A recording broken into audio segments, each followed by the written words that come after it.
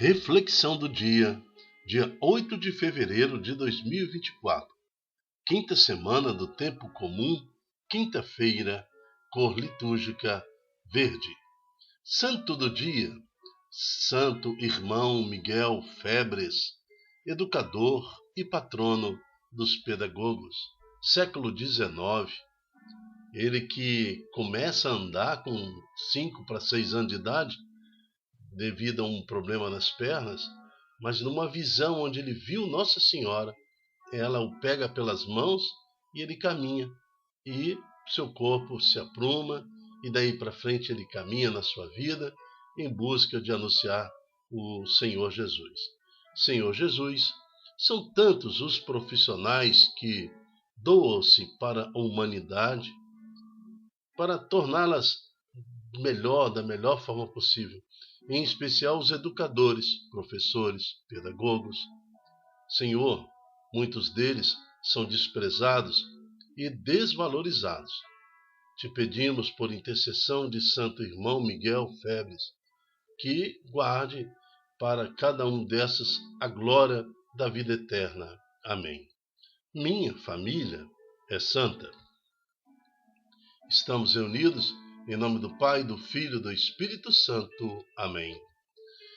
Na primeira leitura de hoje, nós vamos ver em 1 Reis, capítulo 11, de 4 a 13, de como o poder, o dinheiro, o poder político, o sucesso, pode corromper uma alma.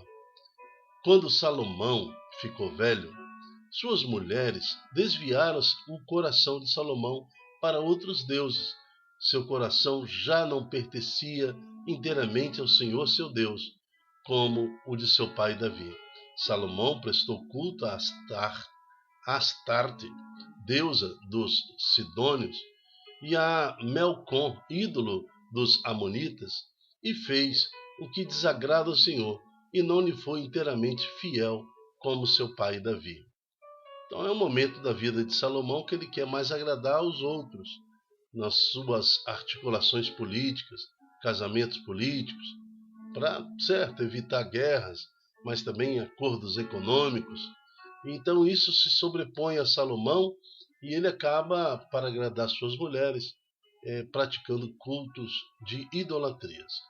Foi então que Salomão construiu um santuário para Camus, ídolo de Moabe, no monte em que está de frente para Jerusalém, e para Melcom, ídolos dos Amonitas.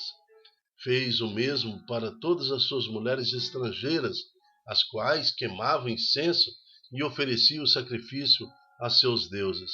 Então o Senhor irritou-se contra Salomão, porque o seu coração tinha se desviado do Senhor, Deus de Israel, que lhe tinha aparecido 2 vezes, e lhe proibira expressamente de seguir outros deuses, mas ele não obedeceu à ordem do Senhor.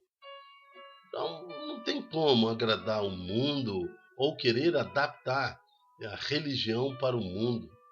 Não tem como você falar, isso deixou de ser pecado hoje, o que está nos 10 mandamentos. Então, esse mandamento hoje já não é mais pecado. Aquele mandamento já não é mais pecado hoje porque o mundo está diferente. Não, a lei e o Senhor, e o próprio Cristo é o Senhor de ontem, de hoje e de sempre. Não há mudança. O próprio Senhor Jesus fala, nem um jota, nem um pingo da letra da lei poderá ser mudada. Não tem como reinterpretar a lei de Deus, reescrever a Bíblia, como algumas correntes modernistas estão tentando fazer. Reescrever a Bíblia, que é isso? Não existe isso. Então, o mandamento é um só. O que Salomão está fazendo aqui, tentando adaptar a lei de Deus às suas necessidades atual, agradando cada esposa, agradando os seus costumes, para que nesse interesse político e econômico dele não tivesse aí nenhum tipo de conflito. E o Senhor disse a Salomão, já que procedestes assim e não guardastes a minha aliança, nem as leis que eu prescrevi, vou tirar-te o reino e dá-lo a teu servo. Então nós sabemos que depois de Salomão foi uma desgraça em Israel. Olha só como o único homem, no seu desvario, na sua loucura, nas suas ambições, trouxe tanta desgraça para Israel. Nós sabemos que Israel foi totalmente destruído. Nós sabemos de todos os problemas que aconteceram e que estão acontecendo. E vem por um único homem que ficou louco, né? Um homem tão sábio. Deus deu tanta proteção a Salomão, tanta sabedoria, tanta riqueza, mas por fim, olha o que ele faz diante de Deus. Mas o Senhor ainda continua falando para Salomão: mas por amor a teu pai, em respeito a Davi, não o farei durante a tua vida.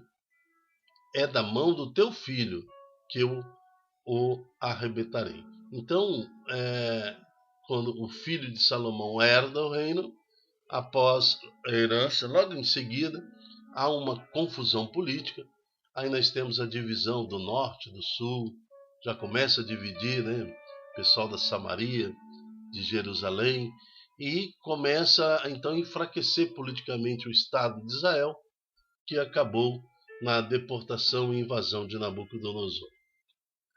Não te tirarei o reino todo, mas deixarei ao teu filho uma tribo, por consideração com meu servo Davi, e para com Jerusalém que escolhi. Palavra do Senhor, graças a Deus. Há um caminho, né, para Salomão, e ele não toma esse caminho, que é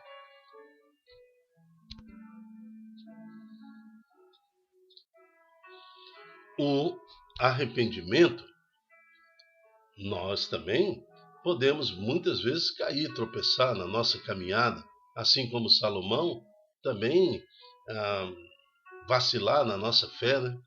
Tropeçar em nossos pecados, mas sempre há um caminho, ao arrependimento, à confissão dos nossos pecados. Se Salomão tivesse tido essa postura humilde diante do Senhor, certamente o futuro da nação de Israel seria diferente. Não, mas insistiu no erro até sua velhice e até sua morte. Então, que essa santa palavra possa nos trazer a realidade, né, de que caminhar longe do Senhor nos traz tantos problemas, que o certo é superar as nossas dificuldades, levando para Deus, para que o Senhor nos coloque de pé, sempre, como o Senhor fez com o santo irmão Miguel Febres. Ele que ficou de pé literalmente pela mão do Senhor através de Nossa Senhora, que o colocou de pé com 5 anos de idade. Assim, fortalecido em suas limitações, conseguiu ser um homem que pregou e anunciou Jesus até o fim da sua vida. O salmo de hoje é o Salmo 105. Lembrai-vos, ó Senhor, de mim, lembrai-vos, segundo o amor que demonstrais ao vosso povo.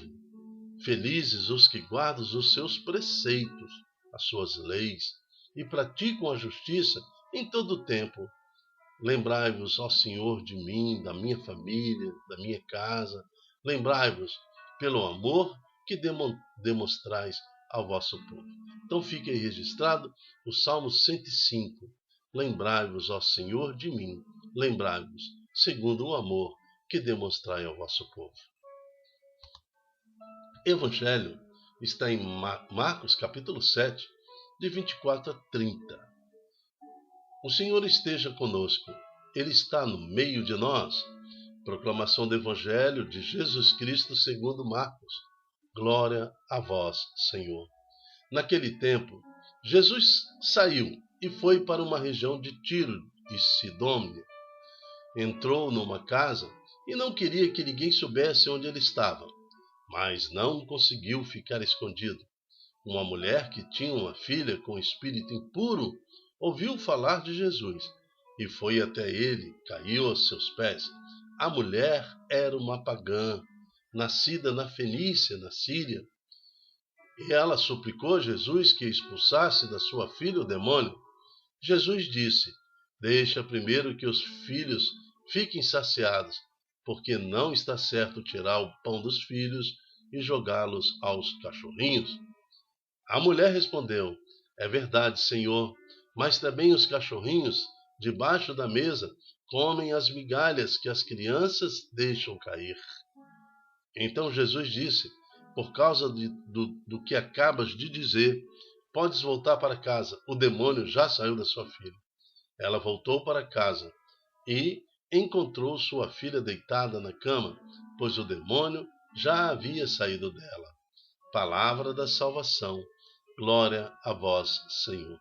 A grande demonstração de fé desta mulher foi ela ter voltado para casa, em cima do que Jesus falou, né? Pode voltar para casa porque o demônio acaba de sair dela. E ela voltou para casa. E quando ela chegou em casa, encontrou a sua filha se alimentando normal, né? Com um aspecto normal, porque o demônio já tinha saído dela. Olha a caminhada que ela fez na fé. Caminhada na fé. Nós temos que ter essa posição diante de Deus, né? Na fé, ela tomou posse e foi. E depois nós temos algumas realidades dessa cananeia, né? Dessa mulher, então, nascida na Fenícia, na Síria. Olha só, ela, primeiro, é mulher.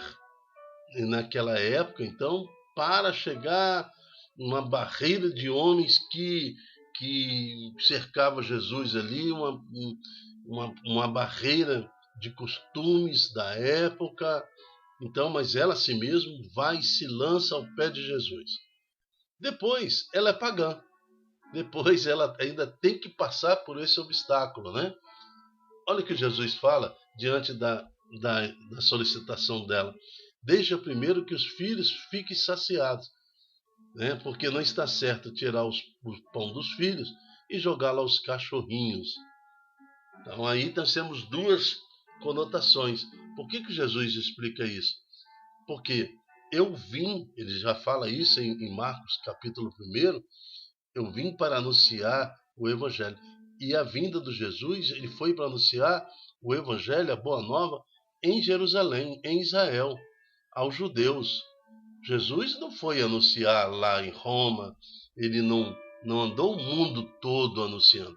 O seu objetivo estava ali, muito centrado em evangelizar, em anunciar a Boa Nova para Israel. Quem na sequência levou o evangelho a todo mundo foram os apóstolos de Jesus, que foram preparados para isso. Então é nesse sentido que ele fala: primeiro eu tenho que alimentar os filhos, e depois, né, não é justo eu pegar aqui o que eu estou evangelizando, meus filhos, e os cachorrinhos. Então que esse símbolo dos cachorrinhos seria o restante da nação, o restante do mundo. Mas ela não quer nem saber, né? Ela respondeu: é verdade, Senhor, mas também os cachorrinhos debaixo da mesa comem as migalhas que a criança deixa cair. Então não teve outra alternativa. Jesus falou: então, tá certo, você acabou de falar uma coisa real, né? Quem se interessa pela palavra, quem busca a palavra, nem que seja uma migalhazinha, há de se alimentar à mesa, né, daquele que anuncia. Então, por causa da sua fé, pode ir para casa, que o Senhor, já fiz esse demônio sair da vida da sua filha. Então nós aprendemos hoje com esta mulher que devemos insistir, não desistir no primeiro não.